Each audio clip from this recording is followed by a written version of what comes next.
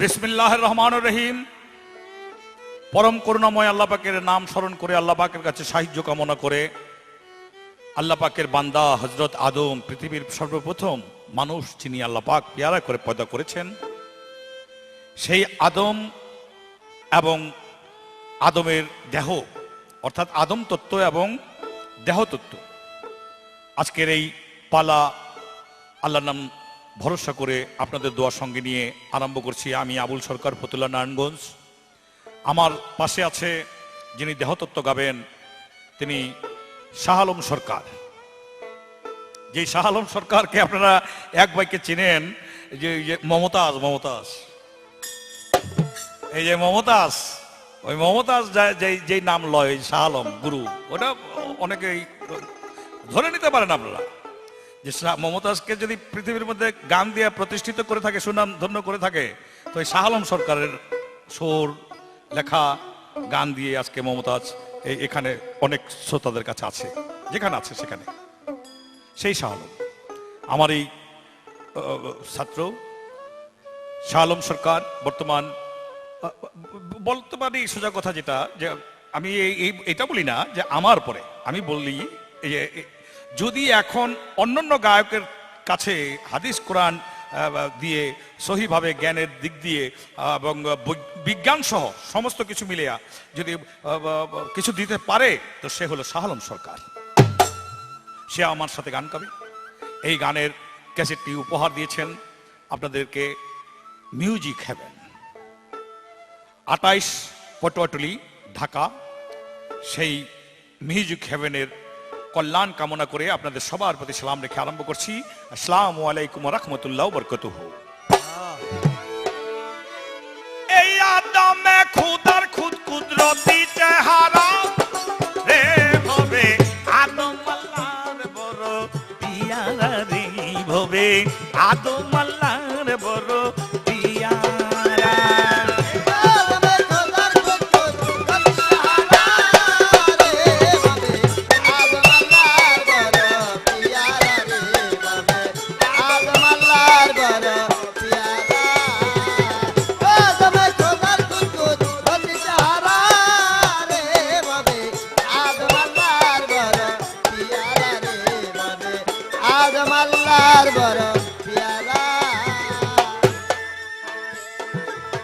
আদম সৃষ্টির আগে আল্লাহ আরো অনেক কারণ সৃষ্টি করিয়া পাঠায় এই ভব সংসারে। আদম সৃষ্টির আগে আল্লাহ আরো অনেকের সৃষ্টি করিয়া পাঠায় এই ভব সংসারে। হারিস মারিস অসুর সিংহ আরো জিন জাতি বানাইয়াছিল আল্লাহ করিতে পিরিতি। আল্লাহর সঙ্গে পিরিতি করলো না কোনো বংশ, নফরমানি কইরা তারা হইয়া গেল ধ্বংস। আল্লাহর নূরে বাড়াইয়া ছিল ফেরেশতা, মাটি দিয়া আদমের করিল পয়দা।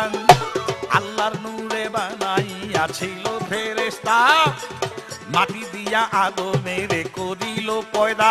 সেই আদমের করে সেজদা, সেই আদমের করে সেজদা নূরের ফেরেশতা রে হবে, আদম আল্লাহর বড় পিয়ারা রে হবে, আদম আল্লাহর বড়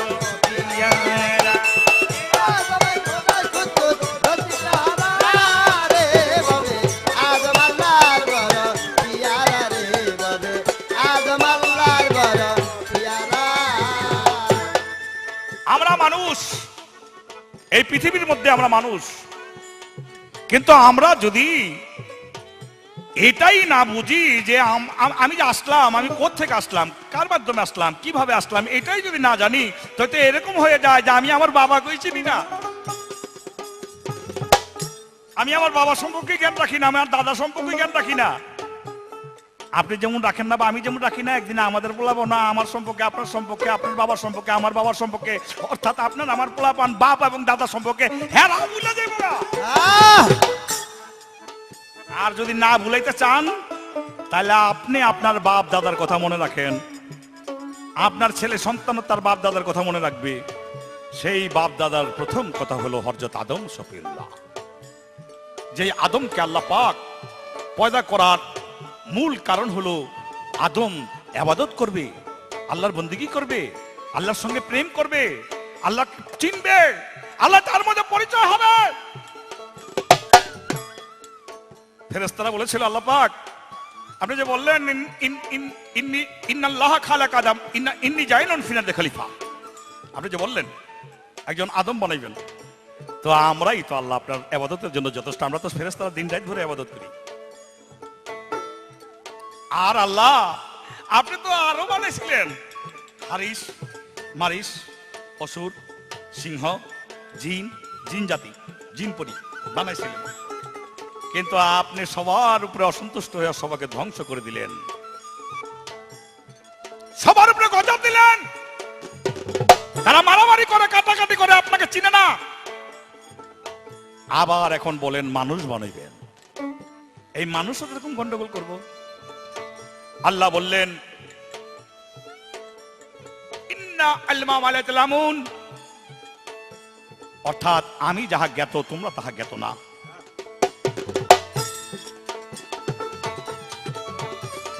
যেমন বরফির আব্দুল কাদের জিলানী ফেরেশতা বানিয়ে রাখতে পারতো,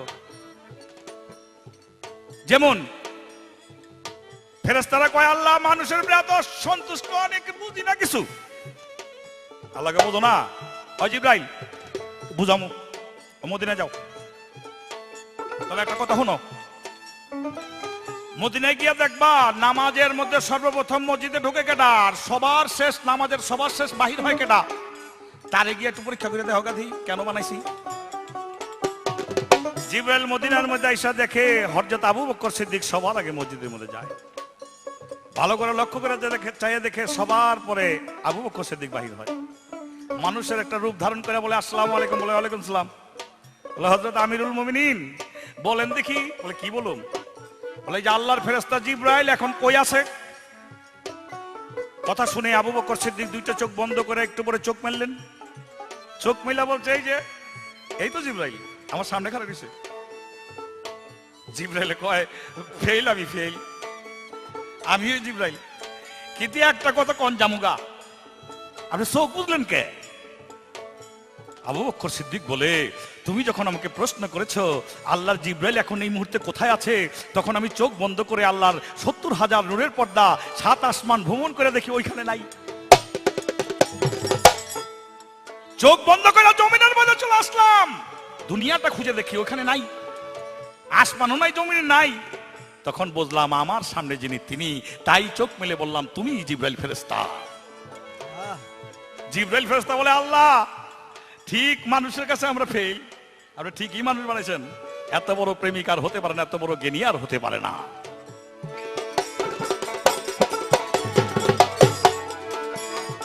আদম সৃষ্টি করে আল্লাহ রাখে ভেস্তাপুরে, আদম যথা যাইতে পারে ফেরেশতাও যাইতে না রে।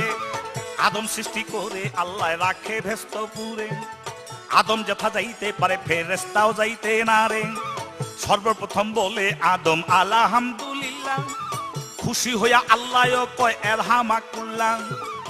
আলহামদুলিল্লাহ আল্লাহর প্রশংসা যত, এরহামাকুল্লাহ বর্ষিত হোক আল্লাহর রহমত।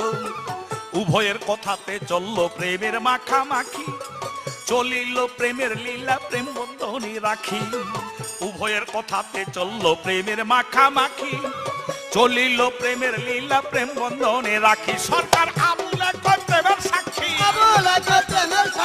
আবুলে প্রেমের সাক্ষী, ইনসানের অর্থ ভবে আদমালার বড় পিয়ারা রে, ভবে আদমালার বড় পিয়ারা।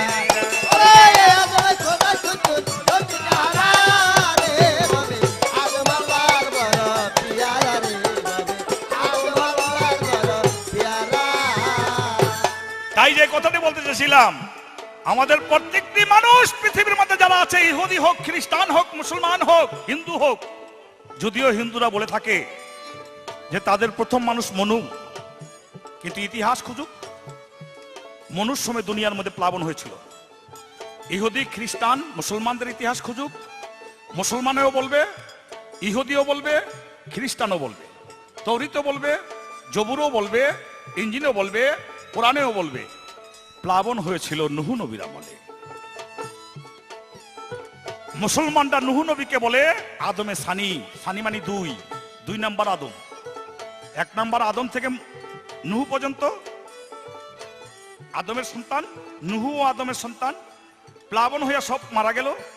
কিস্তির মধ্যে যারা ছিল তারাই আবার দুনিয়ার মধ্যে মানুষ হইতে লাগলো। সেই মানুষ থেকে আমরা মানুষ, এই জন্য এটার গোড়া হলো নুহু।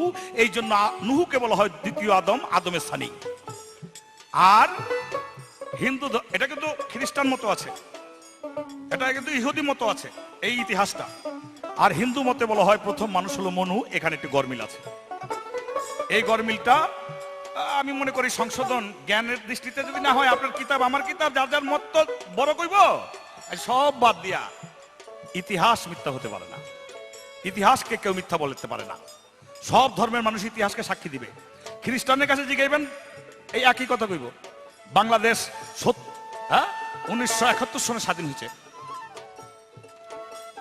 ইতিহাস। মুসলমানের কাছে জিগাইবেন, বাংলাদেশ 1971 সনে স্বাধীন হয়েছে, ইতিহাস। ইতিহাস ইতিহাসই সবার কাছে।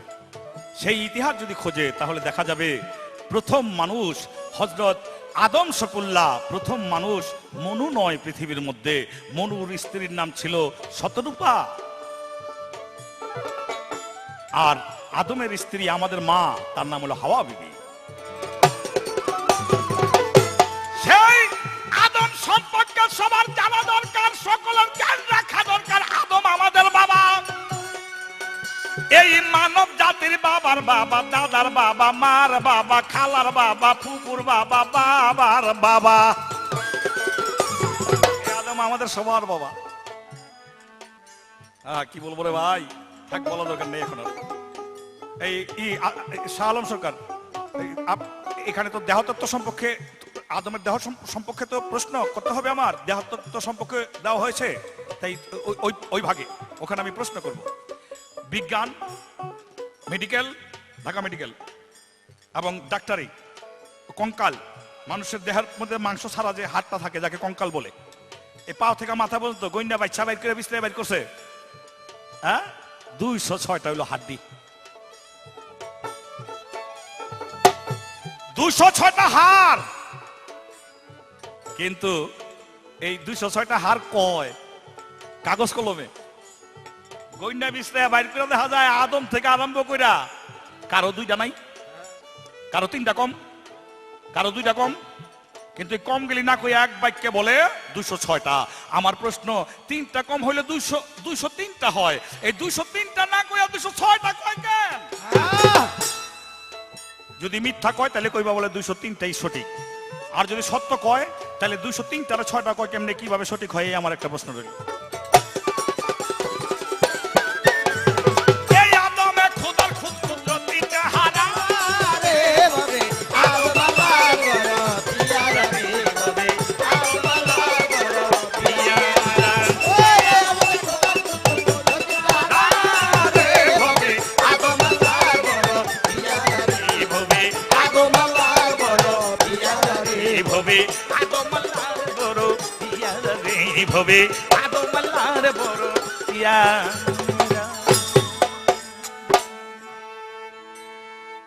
আসসালামু আলাইকুম। আজকের সুধী দর্শক শ্রোতা যারা এই বাউল গান শোনার জন্য উপস্থিত হয়েছেন, সকলের কাছে আমার সালাম ভক্তি রেখে আমার ওস্তাদ জনাব বাউল কবি আবুল সরকার, তার কাছে আমার ভক্তিপূর্ণ শ্রদ্ধাঞ্জলি রেখে আজকের পালা গান শুরু করলাম। আর আজকের পালা হলো আদম তত্ত্ব এবং দেহতত্ত্ব।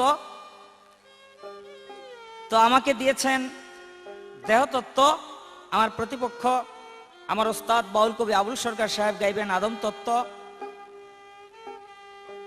আর এই গানের ভিসিডি যে কোম্পানি আপনাদেরকে উপহার দিচ্ছেন, মিউজিক হেভেন 28 পাটুয়াটুলি ঢাকা, তার যে কর্ণধার, তার প্রতি আমি সালাম রেখে শুরু করলাম। সবার প্রতি সালাম, আসসালামু আলাইকুম।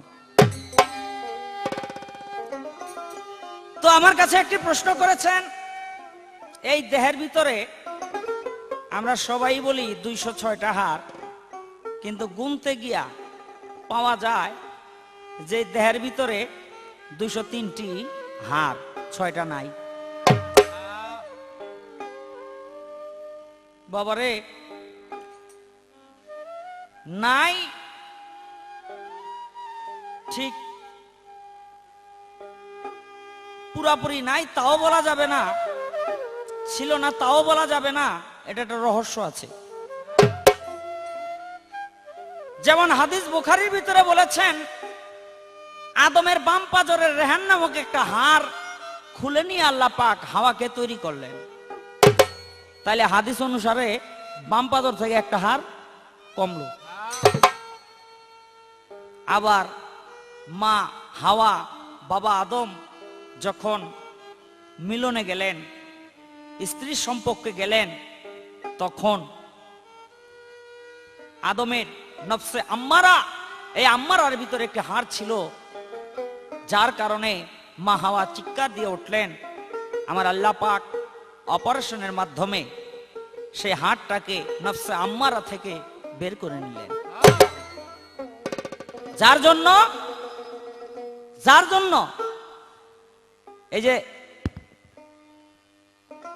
এই যে বাঁশির ছিদ্রগুলি এরকম দেখবেন নিচ দিয়ে একটা দাগের মতো আছে, এটা হলো অপারেশনের চিহ্ন। তাই সেখান থেকে একটা হাড় কমলো। কোন মতে বলে নাভিমূলে আলবর্জক হাড়, কোন মতে বলে মেরুদণ্ডের ভিতরে একটি আলবর্জক হাড়। এই হাড়টাও আল্লাহ পাক গোপন করে ফেলবেন। এই যে তিনটি হাড়, এই তিনটি হাড় দেহের ভিতরে, দুইটি প্রত্যক্ষভাবে কম, একটি পরোক্ষভাবে কম। এই মেরুদণ্ডের হাড় থেকে আবার আল্লাহ পাক রোজ হাসরের ময়দানে সমস্ত আদম সন্তানকে উঠাইবেন কবর থেকে গেজায়া গেজায়া। এই ছিল তার প্রশ্নের জবাব। তো আমি একটা প্রশ্ন করে নেই, আদম তো সারা জন্ম শুধু শুনে আসলাম, বেহেশতের ভিতরে তৈরি হয়েছে। তো আমরা সবাই বার্থডে করি, বার্থডে কি আব্দুল হালিমের বার্থডে এই ফেব্রুয়ারির 12 তারিখে,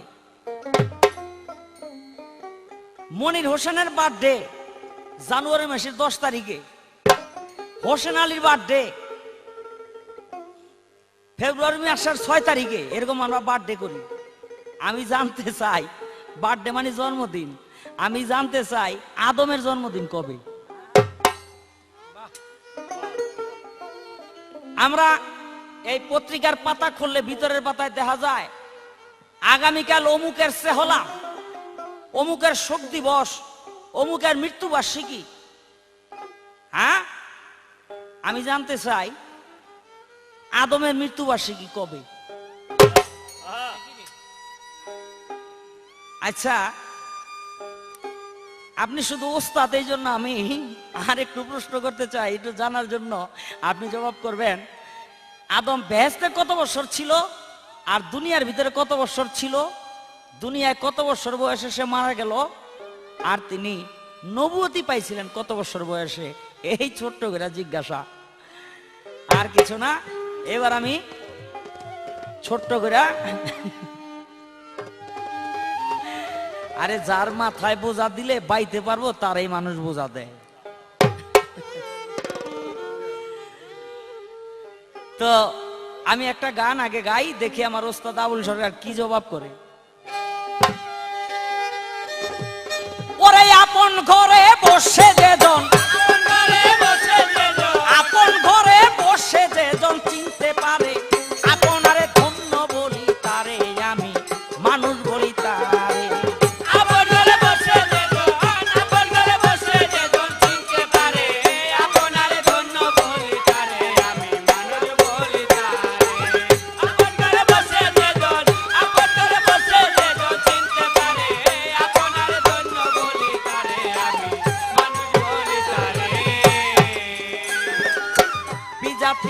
অধিকারী বিলাতে তার আসল বাড়ি, কলিকাতা হয় কাছারি, হুগলি নদীর পারে।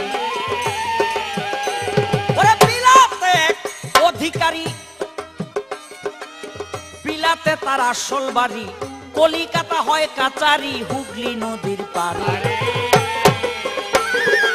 আরেক থানায় আছে জানা দিল্লির শহরে, ভোলা মন মন রে। আরেক থানায় আছে জানা ওরে খাটে না তার আইনের বিচার, ওরে খাটে না তার আইনের বিচার। নিকটে ওই কুচবিহারে ধন্য বলি তারে আমি, মানুষ বলি তারে।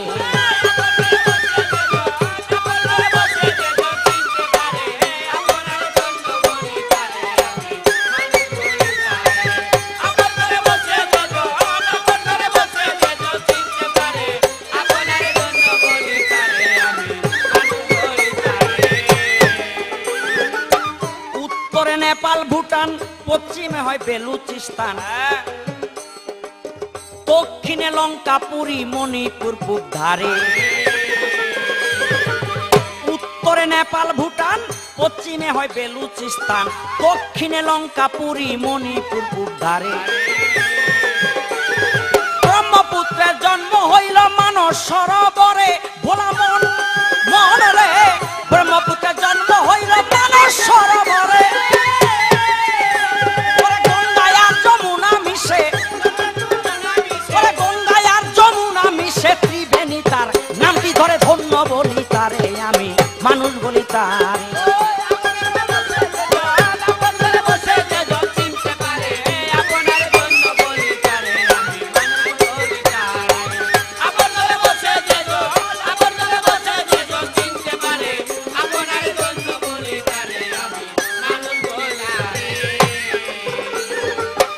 আপন দেশ ছয় গয়া কাশি, বাবারে নাসিকাতে বাজায় বাঁশি। হরিদ্বারে শব্দ করলে শোনা যায় কানপুরে। বাবারে আপন দেশ ছয় গয়া কাশি, নাসিকাতে বাজায় বাঁশি। হরিদ্বারে শব্দ করলে শোনা যায় কানপুরে। লন্ডন থেকে লাইন খুলেছে ৭২,০০০। লন্ডন থেকে লাইন খুলেছে মহাসিন্ধুর পারে। যথায় বিদেশি মাল হয় আমদানি, বিদেশি মাল হয় আমদানি। করাচির শহর বন্দরে ধন্য বলি তারে আমি, মানুষ বলি তারে।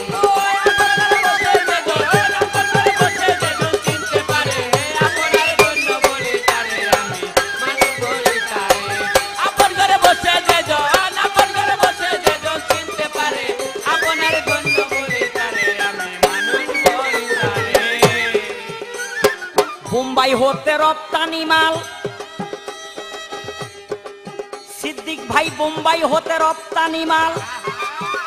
আমরা বাহির করে দেই চিরকাল, আদরে আনন্দের বিক্রি রমণীর বাজারে। ওরা বোম্বাই হতে রপ্তানি মাল বাহির করে দেই চিরকাল, আদরে আনন্দের বিক্রি রমণীর বাজারে। লাকসাম হতে লাইন খুলেছে মহাসিন্ধুর পারে, ভোলা মন মন রে।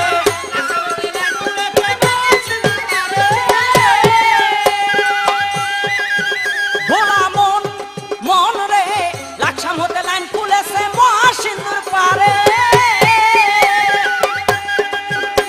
ওরে শুনি তো স্বরূপা নারী, ওরে শুনি তো স্বরূপা নারী। সেই না পথে সদাই করে ধন্য বলি তারে আমি, মানুষ বলি তারে।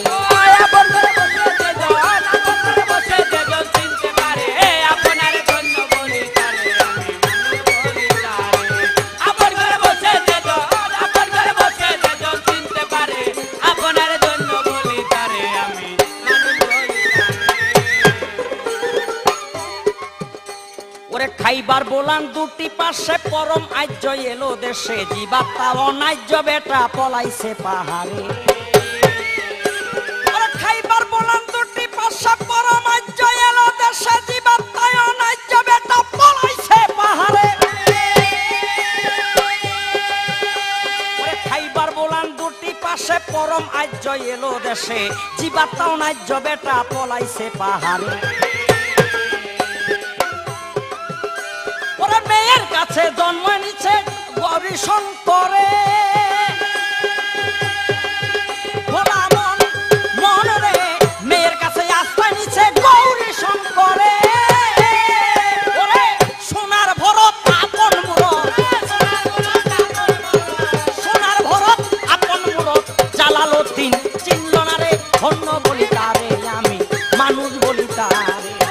আপন ঘরে বসে যেজন, আপন ঘরে বসে যেজন চিনতে পারে আপনারে ধন্য বলি তারে আমি মানুষ বলি তারে। আপন ঘরে বসে যেজন, আপন ঘরে বসে যেজন চিনতে পারে আপনারে ধন্য বলি তারে আমি মানুষ বলি তারে।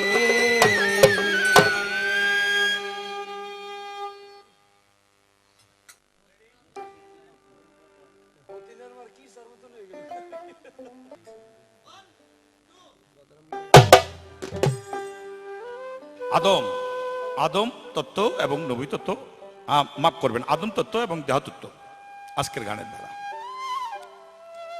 আমি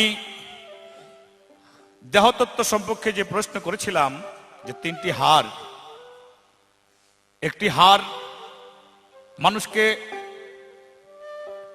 যে হাড়টি প্রথম আল্লাহ পাক যে হাড়টি দ্বারা শুরু করেছিল সেই হাড়টি, সোজা কথা যেটাকে মেরুদণ্ড বলা হয়, যেটাকে আমরা আলবর্জ্য হাড় বলি, এই হাড়ের মাধ্যমেই যার যার কবর থেকে আবার আল্লাহ পাক হাসরের মাঠে উঠাবে। একটি হাড় আদমের বাম পাজর থেকে নিয়ে হাওয়া বিবিকে পয়দা করেছিল, একটি হাড় নফসে আম্বারা থেকে অপারেশন করে বাহির করা ছিল। কেউ কেউ বলে বাঁশের পয়দা হয়েছিল সেই অপারেশনওয়ালা হাড় দিয়ে। তো যাই হোক, হলে হতে পারে, আবার যুক্তিতর্কে এরকম মিলে না। কেউ কেউ বলে যে ওই বাঁশ আবার এই মানুষের সঙ্গেই যায় কবরের মধ্যে মারা গেলে।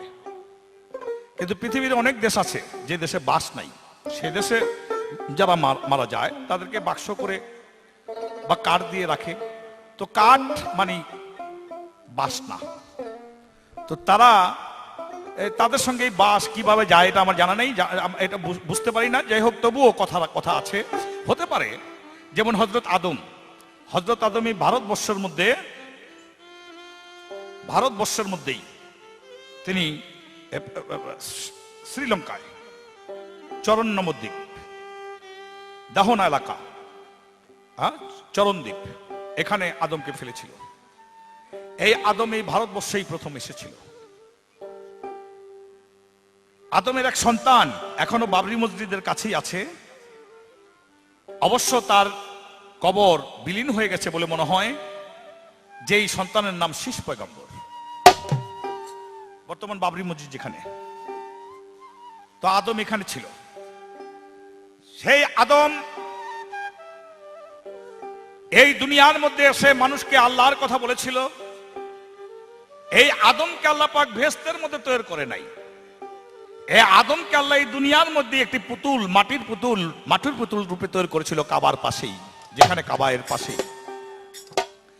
এই আদমকে রুহু দিয়া আল্লাহ পাক আকাশে উঠিয়ে নিয়ে গেলেন। আকাশে উঠে নিয়ে আল্লাহ পাক ফেরেশতাদের সঙ্গে আদমের জ্ঞানের প্রতিযোগিতা দিলেন, বিজ্ঞানের।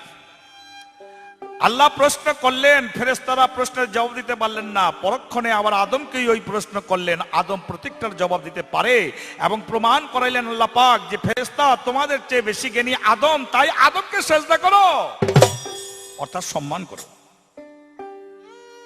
সেই আদমকে সম্মান করলেন, সেজদা করলেন। আদমের প্রতি আল্লাহ পাক সন্তুষ্ট হয়ে আদমকে জান্নাতের ভিতরে রেখে দিলেন। মানুষ জন্মদিন এবং মৃত্যু দিবস এই দুনিয়ার মধ্যে পালন করে থাকে। তো শাহ আলম সরকার, আমি তার ওস্তাদ এই হিসাবে আমাকে একটু বেশি প্রশ্ন করছেন এইভাবে যে আদম ভেস্তের ভিতরে কতদিন ছিল, দুনিয়ার মধ্যে কতদিন বসবাস করেছিল, কোন দিন তিনি সৃষ্টি হয়েছিল, কোন দিন তার মৃত্যু হয়েছিল, কত বছর বয়সের সময় নবুয়ত প্রাপ্ত হয়েছিল, সর্বমোট বয়স তার কত ছিল। খুব সুন্দর প্রশ্ন, প্রত্যেকটি লোকের জানার প্রয়োজন। মনে রাখতে হবে আদমকে যে দিন আল্লাহ পাক পয়দা করে ওই দিনটার নাম ছিল শুক্রবার। আদম দুনিয়া ত্যাগ করলেন যেদিন, সেই দিনটার নাম শুক্রবার।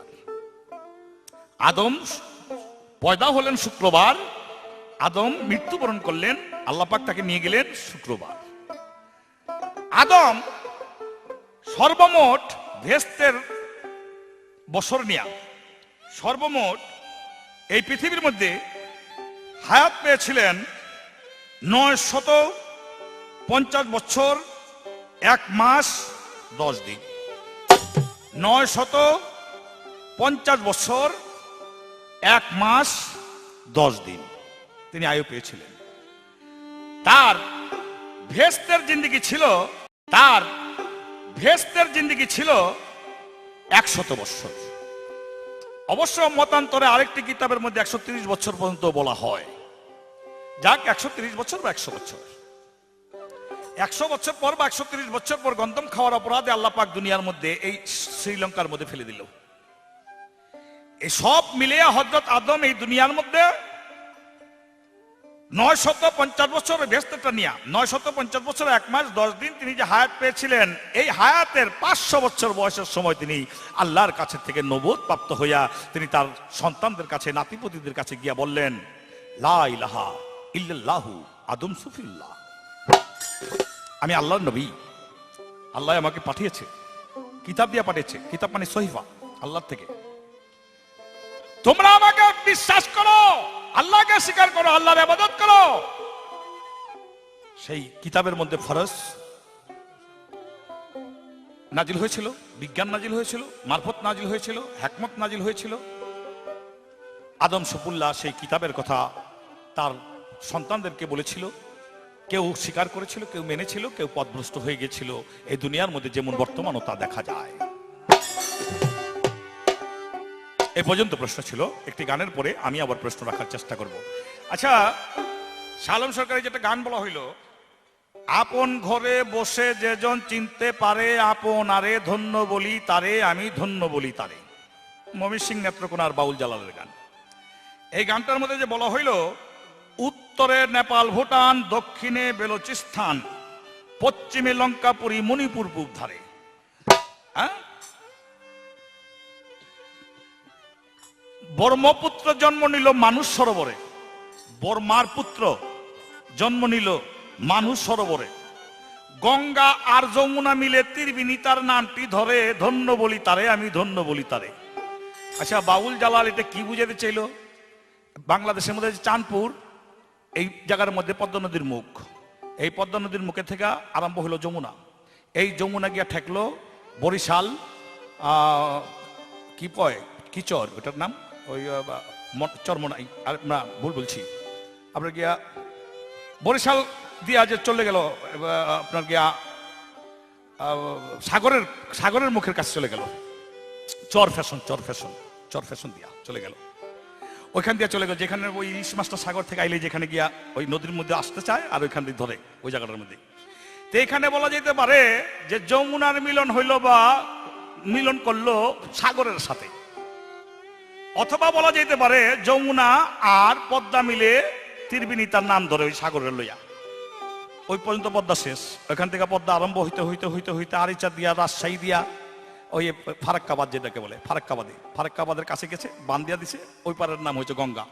ইন্ডিয়ার মধ্যে, কলকাতার মধ্যে, কলকাতা শহরের উপর দিয়া, ওই যেটা হাওড়া ব্রিজ বলে, এই ব্রিজের নিচ দিয়া গঙ্গা। ওই গঙ্গা এই ধারে হলো পদ্মা, ওই ধারে হলো গঙ্গা। তো বলা যেতে পারে গঙ্গায় আর পদ্মা মিলে, যমুনায় মিলে তীরবিনী তার নামটা ধরে, কিন্তু একটা রয়েছে এক এক জায়গায় জায়গায় আলাদা আলাদা। এখানে বাউল জালাল গঙ্গা আর যমুনা মিলে তীরবিনী তার নামটি ধরে মিলনটা করলেন কিভাবে, এই আমার প্রশ্ন রইল।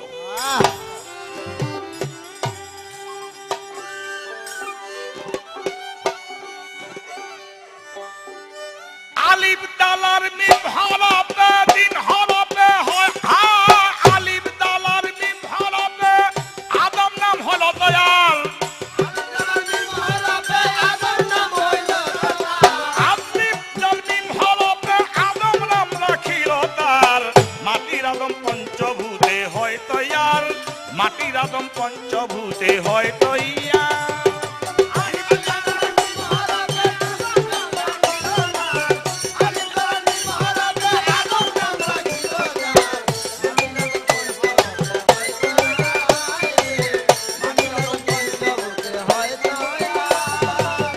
পঞ্চভূত সংস্কৃতি ভাষা, বাংলা ভাষায় পঞ্চভূত বলা হয় ক্ষিতি আপ তেজ মরুধুম, আকাশ, পানি, বাতাস, মাটি, হ্যাঁ পানি, আকাশ, বাতাস, পানি, মাটি, আগুন, এই পঞ্চভূত। এই পঞ্চভূত এই মাটির আদমকে তৈরি করা হয়েছে। তাই আলি পেতে আল্লাহ নিজে মিম হরফে ঘর বানাইছে, ডাল হরফে পূর্বে এসেছে মারিল নূরের ঝংকার।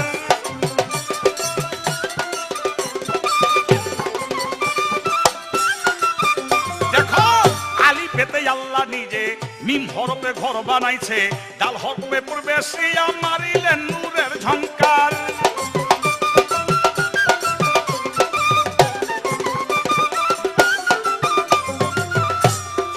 আগুন পানি বাতাস মাটি আদম করে পরিপাটি,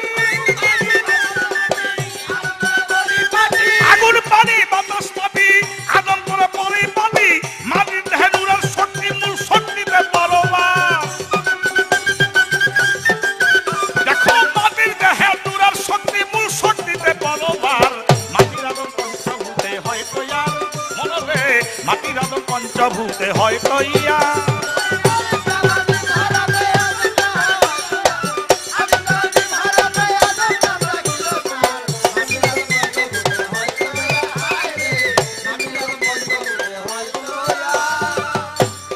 মোহাব্বত করিল পয়দা পঞ্চপ্রেমে পঞ্চয়াত্রা, হুকুমেকে করে সেজদা ফেরেশতা ৭০,০০০।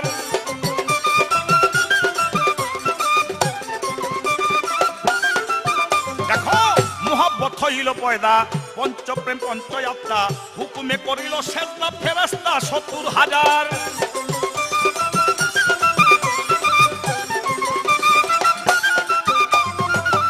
এবার আবুল সরকার বলে আদম, চিনলে আদম বুঝবি আদম, আবুল সরকার বলে আদম।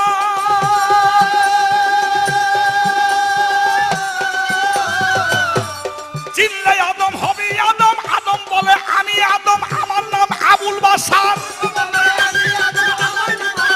এবার আদম বলে আমি আদম, আমার নাম আবুল বাশার।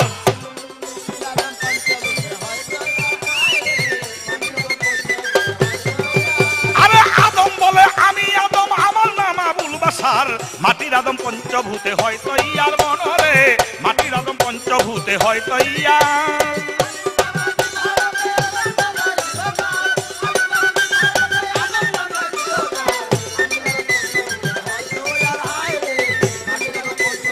হয় তৈয়ার হায় রে মাটির আদম পঞ্চভূতে হয় তৈয়ার, মনরে মাটির আদম পঞ্চভূতে হয় তৈয়ার।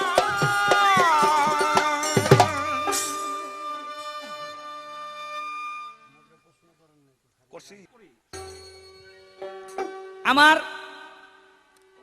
প্রশ্নের জবাব খুব সুন্দরভাবে করছে, কিন্তু পুরানা বইয়ের একটা কথা কইতো, যদিও হয় জবাব তবুও থাকে অভাব, এটা বাউল গানের একটা স্বভাব। আমার জিজ্ঞাসা ছিল আদমের জন্মদিন কবে, কিরে জন্ম তারিখ কইছে? হ্যাঁ, মৃত্যু দিবস এটা কইছে? জন্ম তারিখও কয় নাই আর মৃত্যু দিবসও কয় নাই। একটা নিশানা দিছে যে কি বলে 1040 বছর না কত বছর, 50 বছর আদম দুনিয়ার ভিতরে বাঁচছিল। কিন্তু এটা শোনা আছে না, যেমন রাসূল করিম সাল্লাল্লাহু আলাইহি সাল্লাম 12ই রবিউল আউয়াল জন্মগ্রহণ করলো, এরকম একটা আছে না? হ্যাঁ, কিন্তু ওইটা কয় নাই। আই যাক, ওইটা পারেন নাই। এইবার আপনার কাছে একটা নতুন ধরা, আমার আদমের ম্যারেজ ডে কবে? ম্যারেজ ডে বুঝেন তো, বিবাহ বার্ষিকী। আদমের ম্যারেজ ডে কবে এই একটু জানার বিষয়। কারণ হইলো আমরা হইলো আদমের সন্তান, আমাকে প্রত্যেকটা মানুষেরই জানার দরকার আছে বাবা মায়ের কবে বিয়া করছে। একটা প্রশ্ন করছে বড় চমৎকার। আমার একটা গান ছিল, উত্তরে নেপাল ভুটান, পশ্চিমে হয় বেলুচিস্তান, দক্ষিণে লঙ্কাপুরি, মণিপুর পূব ধারে, ব্রহ্মপুত্রের জন্ম হইল মানুষ সরোবরে, গঙ্গার যমুনা মিশে ত্রিবেণী তার নামটি ধরে, ধন্য বলি তারে আমি মানুষ বলি তারে। এটা মমিন সিং এর বাউল কবি জালালের লেখা গান। আসলে ভারতবর্ষটাকে এই দেহের ভিতরে তিনি উপস্থাপন করছেন বাহ্যিক রূপ দিয়া। এই দেহের সঙ্গে ভারতবর্ষের প্রতিটি অংশকে মিলাইয়া তারপরে তিনি এই দেহটাকে উপস্থাপন করছেন। এটা হলো জালালের একটা কবিত্ব। কিন্তু তার ভিতরে তত্ত্ব কতটুকু আছে এটা একটু জানবার বুঝবার বিষয়। আমার মনে হয় কবি জালালের গানটা আপনার জ্ঞানে ধরে নাই, বেয়াদবি মাফ করবেন। এই যে দেহ, এই দেহের ভিতরে তিনটা নদী আছে। ওই যে এই কি কয়, কামেলিরা কাম করিয়া কোথায় জানি লুকাইছে, দুই পাহাড়ের মাঝে মাওলায় মসজিদ বানাইছে, আছে না? ওই তিন রঙের পানি আসে, লাল কালা সাদা বরণ। হ্যাঁ, সেই মসজিদে দিনের নবী সদাই নামাজ পড়তেছে, আবার সেই মসজিদে এই কুম্ভীর হাজার ডিম্বু পারতাছে। দুই পাহাড়ের মাঝে মাওলায় মসজিদ বানাইছে। এই যে দেহ, এই দেহের ভিতরে আছে তিনটি অংশ, সুষমা, ইঙ্গলা, পীড়া। আবার এই দেহের যে কাম, নফসে আম্মারা, তার ভিতরে আছেন তিন মহাজন। এই তিন মহাজনের তিনটি ধারা, এই তিন ধারার ভিতরে তিন প্রকারের পানি আসে, লাল কালা আর সাদা বরণ। তাই কবি জালালের গানের অর্থ বুঝার মতো আগে জ্ঞান থাকতইব, তারপরে লো গান বসতে হইব। কি গো বাবা, ওই মেয়েদের মাসিক হয় মাসে মাসে, পুরুষের মাসিক হয় কোন দিবসে? আবার উঠে কইতে পারে তা পুরুষের লাল কালা সাদা বরণ পানি কোন জায়গায়? দেখবেন কিছু কিছু মানুষ আছে সব সময় লেংটি পরে, নেংটি পরে থাকে, কারণ পুরুষের মাসিক হয় বৎসরে 4 দিবসে, জলবিষু, স্থলবিষু, আদ্যবিষু, মহাবিষু। এই 4টা বিশুতে পুরুষের মাসিক হয়। ওই যে লাল কালা সাদা বরণ পানির কথা বলা হয়েছে, ওই লাল কালা সাদা বরণ পানির জোয়ার আসে আর যায় 4টা বিশুতে। তো আমি তার জবাব করলাম,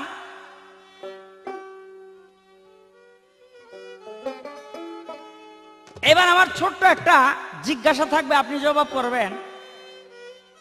কুকুর, কুকুর এটা বাইরে মাইরা তারাইলেও দূরে যায় না, খালি থাকেই, কাছেই আহে, খালি কাছেই আহে।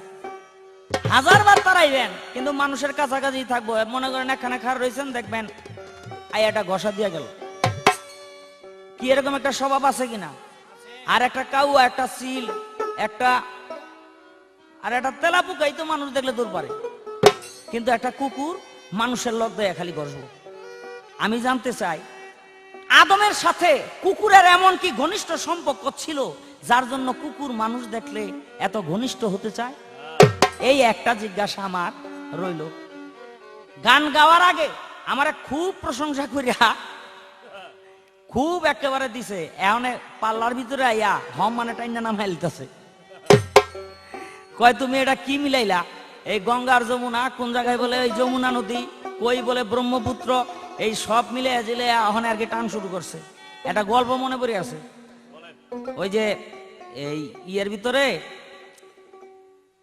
মানুষ মরলে আল্লাহ পাক সাজা দেয় যারা দুজকি। এটা একটা গল্প কথা, কিন্তু গল্পের ভিতরে শিক্ষণীয় অনেক কিছু আছে। বাবারে, আল্লাহ একটা কড়াই তেল গরম করছে, এই কড়াইয়ের ভিতরে যত দুজকি আছে দিছে। এই কড়াইটা হইলো জার্মানির যত দুজকি আছে তা গুলো যায়। ওইটার একটু দূরে আরেকটা কড়াই, ওইটার ভিতরে তেল গরম করছে, ওইটার ভিতরে দুজকি দিছে, কিন্তু ওই কড়াইয়ের ভিতরে জাগো রাখছে তারা হইলো সব জাপানি। এরকম নানান দেশের কড়াই এক এক জায়গায় রাখছে, একটা জায়গার ভিতরে রাখছে বাংলাদেশের কড়াই।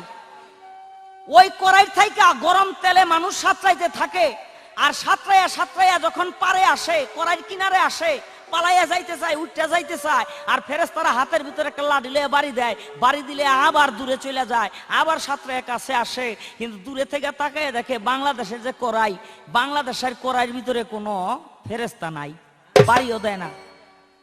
তাই জার্মানির এক দুজকি আরেক দুজকির কাছে আফসোস করে বলে, ভাই রে, কেন যে বাংলাদেশে জন্মটা হইল না? তো এটা কই কেন? কই যে চাইয়া দেখ, ওই কড়াইয়ের ভিতরে কোনো ফেরেশতা নাই। যদি ফেরেশতা আমগো কড়াইয়ের ভিতরে না থাকতো তাইলে উঠটা যাইতাম গা। ফেরেশতাই কই কি করলি? কয় না, ওইটার ভিতরে পাহারা দেয় নাই আল্লাহ, এই কথাটাই কইলাম। কয় দেখ রে, বাংলাদেশের বাঙালিগো স্বভাব এরকম, একটা যদি উঠতে চাই উপরের দিকে, ব্যাগগুলিতে মিললে ওইটার পাও এমনি টাইনা ধইরা নিচের দিকে রাইখা দেয়, ওইটার উঠা যাইতারে না। এই জন্য ওইটার ভিতরে ফেরেশতার ডিউটির কোনো দরকার নাই। কিন্তু তোরা তো একজন উঠে গেলে আরেকজন টাইনা ধরবি না, তোগো স্বভাব এরকম।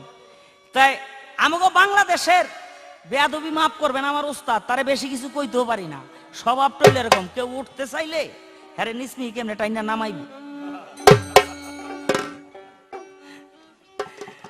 যাক, আমার প্রশ্নের জবাবটা যদি আমি সত্যিকার অর্থে সঠিকভাবে পাই তাইলে আমার জীবন ধন্য মনে করব। তো আমি একটা গান গাইলে এই মরহুম কবি খালেক দেওয়ান সাহেব। ত্রিশরপে কোরআন জারি, ত্রিশরপে কোরআন জারি, 40 দেহ তৈয়ারি, 40 দেহ তৈয়ারি, আদমপনের বিচার করি মানুষ, আদমপনের বিচার করি, ভব সিন্ধু ধর পারি, ত্রিশরপে কোরআন জারি, ত্রিশরপে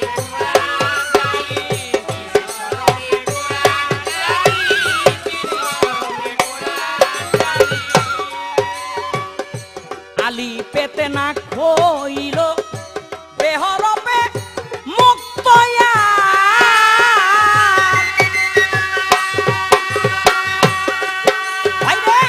বেহরপে তালু পয়দা করিলেন পাক পরোয়ার, আলি পেতে না খইল, বেহরপে মুক্তয়া,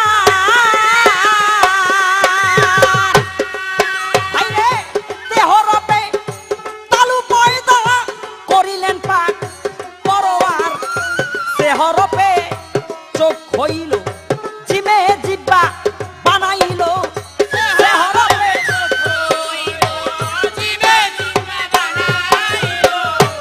হরপে চোখ হইল, জিমে জিব্বা বানাইল, হে হরপে হার হইল, হে হরপে, হে হরপে হার হইল, হে হরপে শিরের পুত্রী, ত্রিশরপে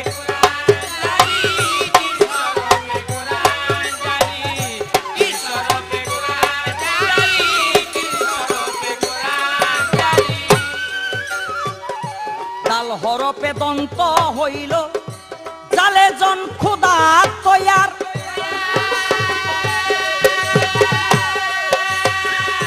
রে হরপে রোগের টানা দিলেন গোপাক পরোয়ার, দিলেন গোপাক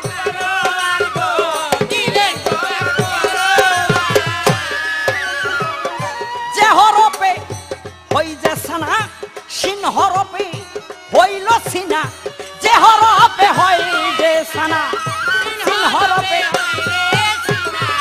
যে হরপে হয় যে সানা, সিন হরপে হইল সিনা, দ্বিতীয় সিনের ঠিকানা, দ্বিতীয় সিন, দ্বিতীয় সিনের ঠিকানা, কণ্ঠ হইতে গলা তরি, ত্রিশরপে কোরআন জারি, ত্রিশরপে কোরআন জারি,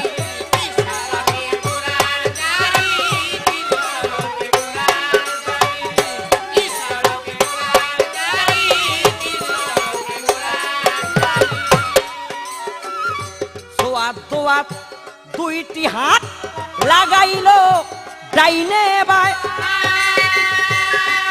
আরে তুয়াই চিল্লি চুয়াই চিল্লি আদমতনে লা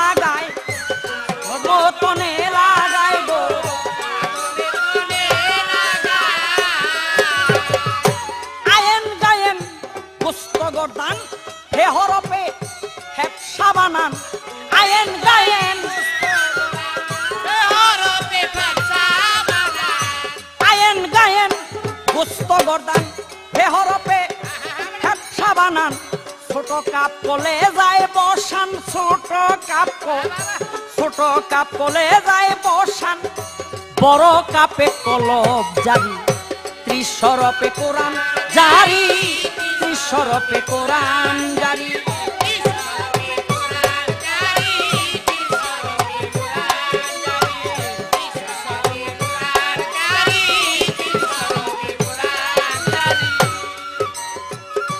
লামেলাম মুকাম হইতে মিমে মহব্বত লাগায় পেটের ছাউনি বানাইয়া নুহরফ নাভিতে যায় গো নুহরফ নাভিতে যায়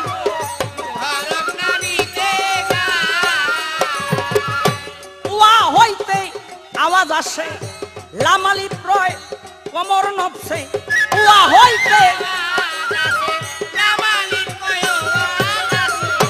ওয়া হইতে আওয়াজ আসে লামালি প্রয় কমর নবসে হাম জাদুই পায়ে বসে হাম জাদুই পায়ে বসে ইয়েতে হয় পায়ের এরি 30 শরফে কোরআন জারি 30 শরফে কোরআন জারি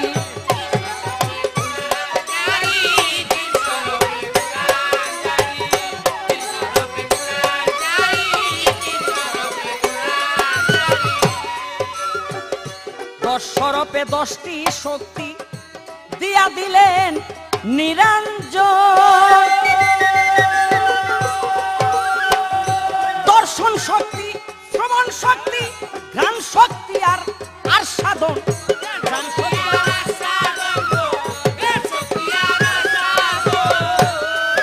ওরে বাক শক্তি আর বিবেক শক্তি ধরণ শক্তি চলন শক্তি বাক শক্তি আর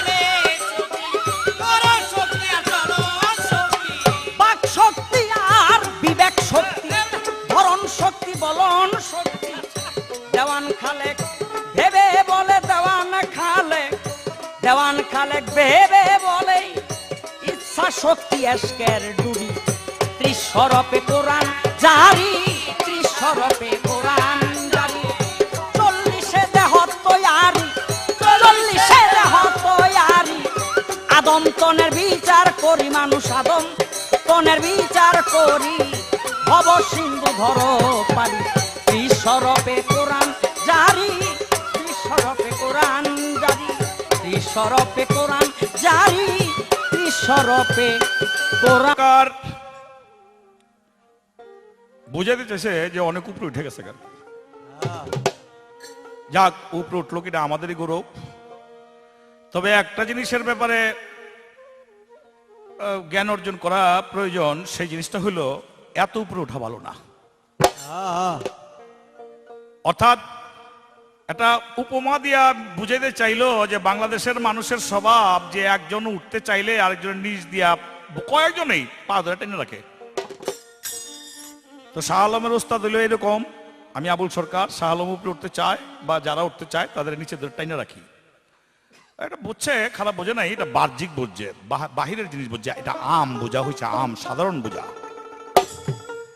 যদি ওস্তাদ আর গুরুর কথা হয় মাস্টার আর ছাত্রের কথা হয় শিষ্য আর গুরুর কথা হয় তাহলে এই কথাটার আবার বিপরীত দিক সেই দিকটাই হলো মূল দিক সেই দিকটার দিকে লক্ষ্য করে যদি বলা হয় তাহলে উপরে উঠো না নিচে নামো কারণ নিচা জায়গার মধ্যে জল বাজে শুধু তাই বলা হয়েছে যদি পায় তো পায় ধরা সমানে পায় এই জন্য বুঝাইতে চাইতেছি নিচে নাইবো নিচের দিকে চাইও আমার কাছে গত আসরে প্রশ্ন করেছিল যে আদমের জন্ম তারিখ এবং মৃত্যু তারিখ কি বা বার কি তাতে আমার মনে হয় আমি বলেছিলাম যে শুক্রবার তার জন্ম বা সৃষ্টি শুক্রবার তার মৃত্যু তো মনে হয় একটা জিনিস বাকি আছে তো ঠিকই আছে শাহ আলম সরকারের জ্ঞান আছে বুঝতে পারছে ব্যাপারটা যে যেমন রবিউল চাঁদের 12 তারিখ, রবিউল আউয়াল চাঁদের 12 তারিখ মোহাম্মদ মুস্তাফা সাল্লাল্লাহু আলাইহি ওয়াসাল্লাম জন্ম নিল, তারিখটা কত? এইটা আমি মনে করছিলাম যে বারের কথাই জিজ্ঞাসা করছে, কোন বারে জন্ম, কোন সৃষ্টি, আর কোন বারে মৃত্যু। এইটাই আমি জবাব দিয়েছি, শুক্রবারে সৃষ্টি, শুক্রবারে মৃত্যু। তো সেই তারিখটা ছিল মুহররম মাসের 10 তারিখ। মুহররম মাসের 10 তারিখ শুক্রবার আদমকে আল্লাহ পাক পয়দা করলেন। মৃত্যু হইল মুহররম মাসের 10 তারিখ শুক্রবার। এই শুক্রবারের সঙ্গে আল্লাহ পাকের পৃথিবীর সৃষ্টি থেকে প্রলয় পর্যন্ত সব বারের চেয়ে একটা গভীর সম্পর্ক, সেই সম্পর্কটা হলো শুক্রবারের সাথে। আরো একটি প্রশ্ন বা রেখে গেছেন যে তাদের বিবাহ তারিখটা, এই বিবাহ তারিখ এই তারিখে শুক্রবারই এই মুহররম মাসে বিবাহ হয়েছিল। রাসূল করিম সাল্লাল্লাহু আলাইহি ওয়াসাল্লামের নামে 10 দরুদ পাঠ করে বেহেশতের ভিতরে আদম এবং হাওয়া বিবির মোহরানা ধার্য করে সেই বিবাহ শরীয়তের দৃষ্টিতে বিবাহ বন্ধনে তাদেরকে স্বামী স্ত্রী সম্পর্কে আল্লাহ পাক পবিত্র করে দিল। তো আরেকটা কথা তো কি যেন বললো, যে এই কথাটা বলার ঠিক হয় নাই, যে জালালের গান আমি বুঝি না। জালালের গান তো বুঝিয়া শেষ করছি এখন বহুত আগেই, তো এখন গাই না। কারণ জালাল আমাদের আগের কবি ছিল, তাদের থেকে তো আমরা কিছু জ্ঞান অর্জন করছি, যার জন্য ওই জ্ঞানে এখন ব্যবসা করতে পারলে আর আরেকজনের চালানলে টানাটানি করবো কেন? আসলে না বুঝার ভাব ধরে কখনো না বুঝা লাগে বুঝানোর জন্য অভিনয় করতে হয়। একদিন এক রাসূল সাহাবীদের নিয়ে বসে আছে, আর এক ব্যক্তি সালাম দিয়ে বলছে বসবুনি, বসেন। বসছে। রাসূল ঈমান কি? রাসূল কয় এই ঈমান। রাসূল 2 নম্বর প্রশ্ন ইহসান কি? কয় এই ইহসান।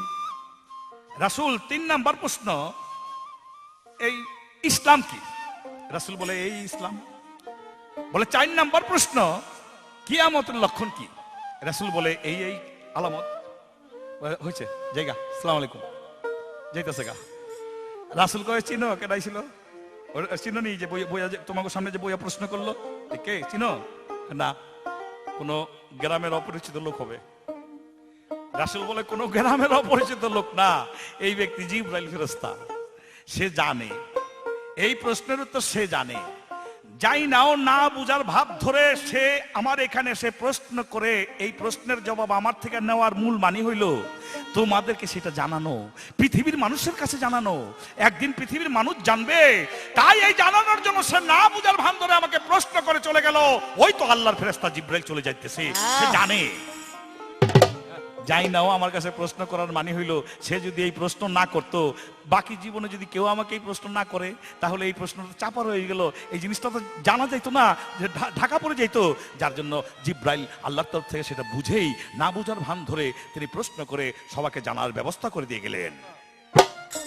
ও মিয়া, জিবরাইল অনেক কি কমরে বাবা, কই লাভ নাই। জিবরাইল কি মানুষের চেয়ে বড় নি? জিবরাইলে যদি এই কাম করতে পারে, আমরা কেন মানুষকে জানাইবার জন্য এই অভিনয় করতে পারবো না? আমাদের সেই অভিনয় করার ক্ষমতা তো এই জন্যই তো আমাদেরকে ডাকে, তোমাদেরকে ডাকে, সবাইকে ডাকে, এটা মানুষের দোয়া। যাই হোক, আমার প্রশ্নের জবাব দিয়া আমার কাছে নতুন করে প্রশ্ন রেখেছেন, কুকুরের সঙ্গে আদম বা মানুষের সম্পর্ক এত গভীর কেন?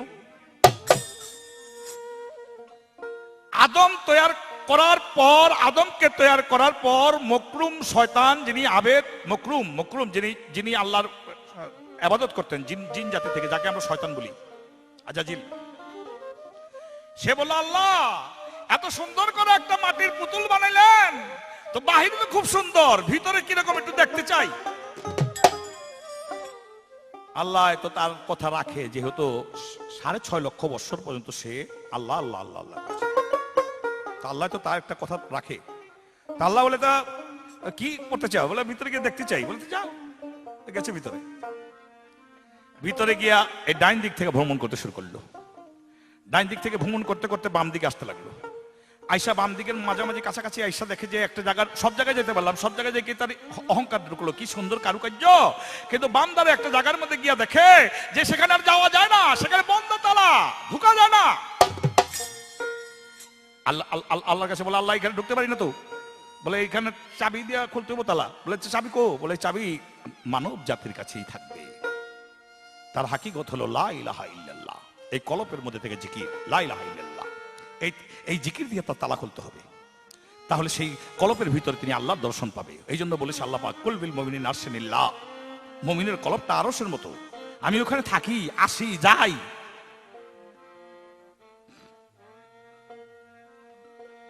তো সেই ভেদ জানে মানুষে,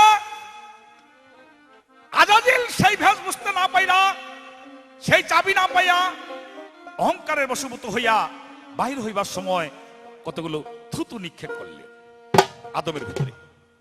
তখন আদমের রুহু দেওয়া হয় না ভিতরে, শুধু মাটি, মাটির পুতুল। এই রুহুটা এই দুই স্তরের মাঝখানে একটা খোঁজ জায়গা আছে, এই বরাবর এই জায়গাটার মধ্যে থুতুটা এসে লাগলো। লাগার সঙ্গে সঙ্গে মাটিতে সেই থুতু চুষে ফেললো। আর আল্লাহ পাক ফেরেশতাকে ডাকা বলে, আজাজিল ভিতর দেখতে গিয়া অহংকারের বশবর্তী হইয়া আমার আদমের ভিতরে থুতু ফেলে এসেছে। থুতু আদমের ভিতরে রাখা যাবে না, নিয়ে এসো, উঠাই নিয়ে এসো। ফেরেশতায় আল্লাহর হুকুমে চলে গেল সেখানে। সেই থুতু মাটির সঙ্গে মিশে যাওয়ার পরিবেশ চুষে ফেলেছে মাটি কিছুটা। তাই মাটির সঙ্গে করি ও কিছু মাটি সহই সেই থুতুটাকে কাইটা বা নিয়ে যখন আসলেন ছাইসা, তখন এই জায়গাটা খোঁজ হয়ে গেল, বাহিরে চলে আসলো। ওই থুতুর সঙ্গে মাটির সঙ্গে যে মিশ্রিত যে মাটিটা ছিল আসলো, যেটা থুতু এবং শয়তানের থুতু এবং আদমের মাটি, এই দুটা মিশ্রিত হইয়া তাতে আল্লাহ পাক একটি কুকুরের পয়দা করলেন। যে কুকুর প্রভু ভক্ত হয়, অর্থাৎ মানুষের ভক্ত হয়। এই মানুষের ভক্ত ঠিক আছে, কিন্তু শয়তানের থুতুর বেলা আবার আরেকটা কথা আছে, বেশি আদর কইরা কুত্তা বাচ্চা কিনা কইরো না, হারাম হয়ে যাবো, জাহান্নামে যাবে। বেশি বুঝা কুকুর লে হইয়া থাকো না, তোমার ঘরের মধ্যে রহমতের ফেরেশতা আইবো না। বেশি আদর কইরা ভুষের মতন কুত্তা লইয়া চইল না, তোমার কাছেই ফেরেশতা আসবে না, তোমার দ্বারা নামাজ হবে না। আবার কুকুর প্রভু ভক্ত হয়, প্রভু ভক্ত হইব বইলে যে তারা লিয়া হইয়া থাকতে হবে এমন কোনো কথা না। যাক, এই পর্যন্তই প্রশ্ন ছিল তার। আমি শাহ আলম সরকারকে শেষবারের মতো একটি প্রশ্ন করে তারপরে ছোট্ট করে একটা গান গেয়ে বসবো। শাহ আলম সরকারের কাছে আমার দেহতত্ত্ব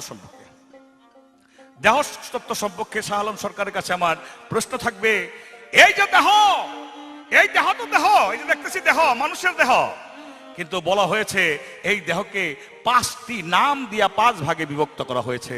কোন ভাগ, কেন, কি, কেন কোন ভাগের নাম দেওয়া হইলো, 5 ভাগ করা হইলো কেন? এই আমার একটি প্রশ্নই সর্বশেষ হতে রইল। আমি ছোট্ট করে 1 মিনিটের মতো একটা গান গেয়ে বসে পড়ে বাকি সময়টা শাহ আলম সরকারকে দেবো, আপনারা নীরবতার মাধ্যমে শুনবেন। রূপের ছবি আদম সুফি, আসসালামু আলাইকুম, ওলা খালাকনাকুম সুম্মা সাওয়ানাকুম, ওলা খালাকনাকুম। রূপের ছবি আদম সুফি, আসসালামু আলাইকুম, ওলা খালাকনাকুম সুম্মা সাওয়ানাকুম, ওলা খালাকনাকুম। খালাকা আদম আলা সুরাতিহি, আদম সুরতে সায়ালাহি। খালাকা আদম আলা সুরাতিহি, আদম সুরাতে সায়ালাহি। এদিক সেদিক যেদিক চাহি একই রূপের সিরাজুম। আমি এদিক সেদিক যেদিক চাহি একই রূপের সিরাজুম। ওলা খালাকনাকুম সুম্মা সাওয়ানাকুম, ওলা খালাকনাকুম।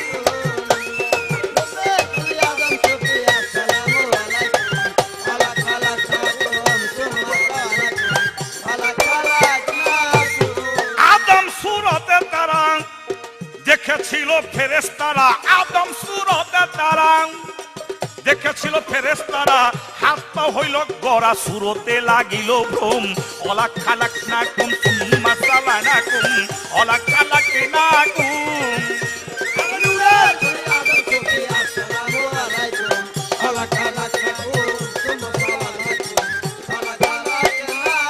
এখন নুমিম কাপের গিলাপে, নূরের গিলাপ 3 হরফের, নুমিম কাপের গিলাপে, নূরের গিলাপ 3 হরফে। আরে আবুল সরকার বলছে ভেবে সেই গিলাপের বাতুন অলাক খালাক না কুম সুম্মা সালাইনা কুম অলাক খালাক না কুম। ও আবুল সরকার বলছে ভেবে ওই আদমের বাতুন অলাক খালাক না কুম সুম্মা সালাইনা কুম অলাক খালাক না কুম। নূরের ছবি আদম সুফি আসসালামু আলাইকুম অলাক খালাক না কুম সুম্মা সালাইনা কুম অলাক খালাক না কুম সুম্মা সালাইনা কুম অলাক খালাক না কুম। লইতে লইতে সাইন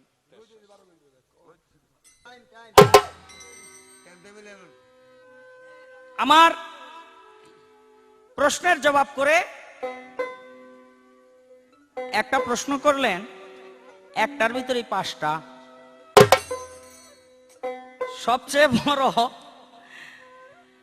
সবচেয়ে বড় বিষয় হলো আমার উপরে এবার একটু রাগ হইছে। আসলে আমি ইচ্ছা কইরাই একটু রাগটা করাইলাম, কারণ ওই যে রাসূল জামা বানাইতে দিছিল, জামা,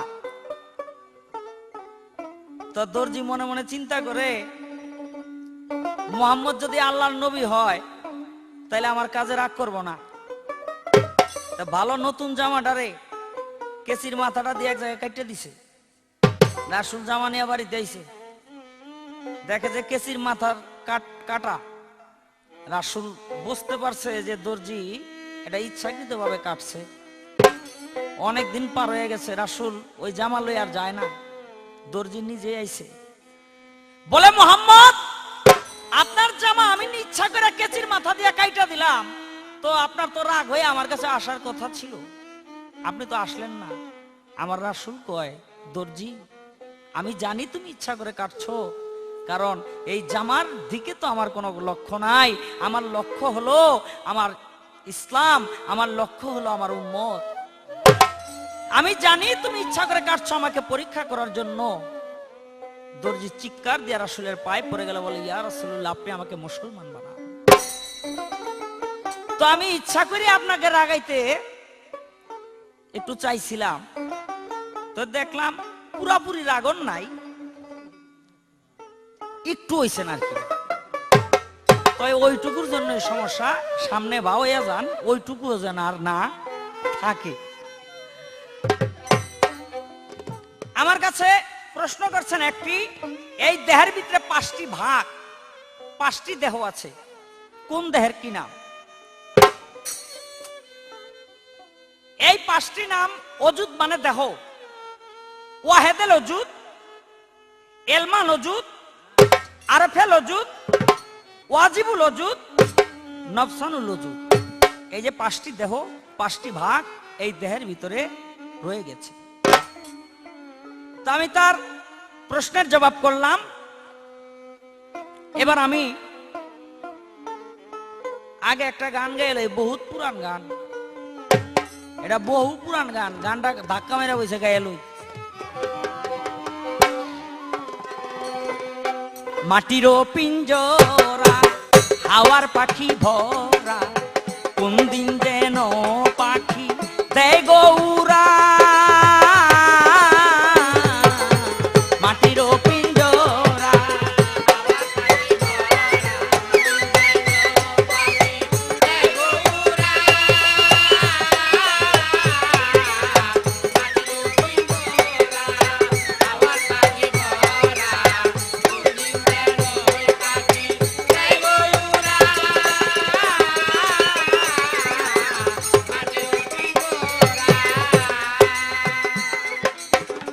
আমার প্রশ্ন ছিল আদম জন্ম নিল কি বার? কয় শুক্রবার।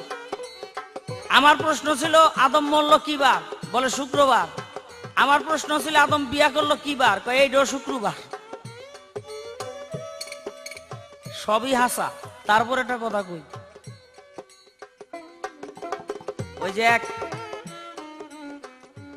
এক বেড়ায় মামলা খাইয়া নাস্তা নাবুদ হয়ে গেছে, বাঁচার কোনো উপায় নাই। তো উকিলে শিখাইয়া দিছে আপনার একটাই রাস্তা আছে বাঁচার, আপনার একটাই রাস্তা আছে বাঁচার, সেটা হলো আপনি যদি আমি যা কই তা করেন। বলে কি করতে হইব কোন? বলে কি করতে হইব? বলে আমি যা কই তা করবেন নি? কয় করুম। কয় আদালতে উঠলে যেই যা কোক, ম্যাজিস্ট্রেট জিগাক আর উকিলে জিগাক, যেই যা জিগাক, খালি কইবেন হ্যাঁ হ্যাঁ বে বে। তা ঠিক আছে, আপনার কথাই কমু। আদালতে উঠছে, বিপক্ষের উকিলে জিগায় এই মার্ডারটা কি তুমি করছো? কয় হ্যাঁ হ্যাঁ বে বে। তো বিচারপতি জজ হ্যাঁ জিগায়, তো কি মার্ডার কি আপনি করছেন কিনা? হ্যাঁ হ্যাঁ বে বে। মানে যেই যা জিগা ওই হ্যাঁ হ্যাঁ বে বে। তো উকিলে বুঝছে যে এটা পাগল হয়ে গেছে, আর পাগলের জন্য কোনো মামলা মোকদ্দমা নাই। জজ বুঝছে যে এটা পাগল হয়ে গেছে, পাগলের জন্য কোনো মামলা মোকদ্দমা নাই। মামলার থেকে অব্যাহতি দিয়ে দিছে। এখন যে উকিলে বাঁচায় আনলো, উকিলে কয় তো আমার ফিসের টাকা দাও। কয় হ্যাঁ হ্যাঁ বে বে। কয় আমার ফিসের টাকা দাও। হ্যাঁ হ্যাঁ বে বে। হ্যাঁ আরো 10 উকিল আনছে ডাক পাইরা যে আমার ফিসের টাকা চাই, দেয় না। কয় তুই পাগলের কাছে ফিসের টাকা চাস? সবই হ্যাঁ হ্যাঁ বে বে। তে আমি যদি জিগাইতাম যে বাবা আদম আগদে বইছিল প্রথম কি বার, তাইলে শুক্রবারই কইতো। আমি যদি জিগাইতাম বাবা আদমের প্রথম সন্তান হইলো কি বার, তাইলে শুক্রবারই কইতো। তাই ব্যাপারটা ওই রকম হয়ে গেছে। এটা সত্য হইলো ওই রকম, আর সত্য না হইলো ওই রকম। যতন করে রাখিলাম তারে, যতন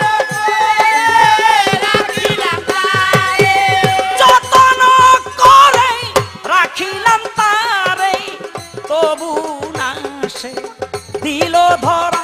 হায় রে তবু না সে দিল ধরা।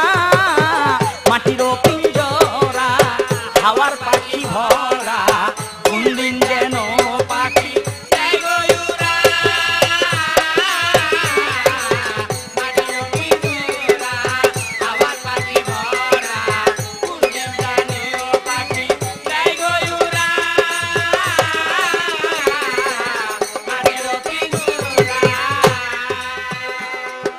সপ্ত তালার উপরেতে সেই পাখির আসন, নিচের তালায় নামে পাখি মনে লয় যখন। আরে সপ্ত তালার উপরেতে সেই পাখির আসন, নিচের তালায় নামে পাখি মনে লয় যখন। আড়ালে থাকে কেউ না দেখে,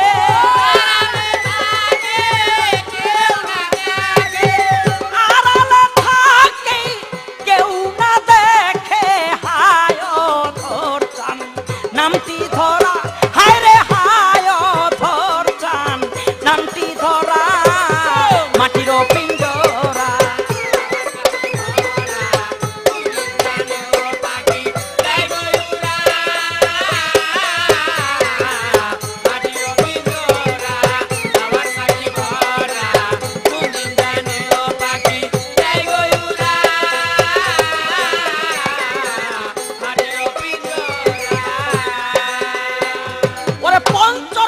মিলন করে দেহের মাঝে রয়, হাওয়ার সনে ভর করিয়া মুখে কথা কয়।